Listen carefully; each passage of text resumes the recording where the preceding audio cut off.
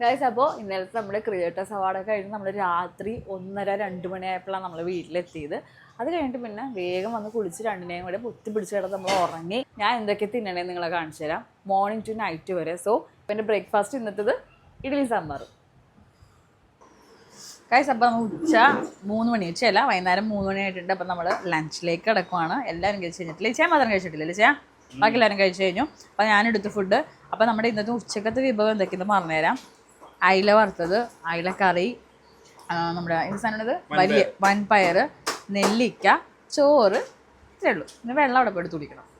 പിന്നെ വൈകുന്നേരം കാണിച്ചിട്ട് ഗൈസ്, വൈകിട്ട് നേരെ അടുത്തുള്ള ഒരു പാനിപ്പൂരി കടയിലോട്ട് പോയിട്ട് പാനിപ്പൂരി അല്ലോട്ട് കഴിച്ചത്. സമൂസേറ്റം കഴിച്ചിട്ട് ഒരു കുഞ്ഞു ലഡുവും കഴിച്ചു. പിന്നെ ചേച്ചിയൊക്കെ വന്നിട്ടുണ്ടായിരുന്നു. പിന്നെ അവരായിട്ട് നമ്മൾ ലുലുലൊക്കെ പോയിട്ട് പിള്ളേരെല്ലാവരുമായിട്ട് ഫസ്റ്റ് ടൈം ഇങ്ങനെ ലുലു പോകുന്നത്. ചേച്ചിയുടെ 2 പിള്ളേരും ഞങ്ങൾ 2 പിള്ളേരും. സൈക്കിളിന് ഏറ്റവും പേടിയുള്ള സാധനം ഇത്. ഈ സൈക്കിളിന് 2 വട്ടം കയറി. എനിക്ക് തന്നെ പേടിയാണ് ഈ വക സംഭവങ്ങളിലൊക്കെ കയറാൻ വേണ്ടി. സൈക്കിളിന് ഒരു പേടിയിലാണ് കയറി. അവന് ഹൈറ്റ് കുറച്ച് പ്രശ്നം ഉണ്ടായിരുന്നു. എന്നാലും ഞങ്ങൾ കാല് പിടിച്ച് അതിൽ കയറ്റി.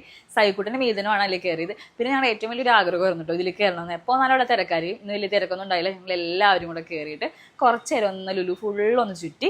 അതിനുശേഷം നേരെ നമ്മൾ പോയത് അരിപ്പ റെസ്റ്റോറൻറ്റിലേക്കായിരുന്നു. പിള്ളേർ നല്ല അലമ്പായിരുന്നു. അതുകൊണ്ട് ഫുഡ് എന്തൊക്കെയാണെന്ന് നിങ്ങളെ കാണിച്ചു തരാൻ പറ്റും. ഓർഡർ ചെയ്ത് ഫ്രൈഡ് റൈസും ചില്ലി ചിക്കൻ, നൂൽ പൊറോട്ടയും നാടൻ ബീഫ് കറിയും, ഞാനും അമ്മ ബീഫ് സ്റ്റൂവും, അപ്പം. പിന്നെ വേറെ ഒന്നും നോക്കില്ല, നേരെ വീട്ടിൽ പോയി കൂർക്കം വലിച്ച് ഉറങ്ങി.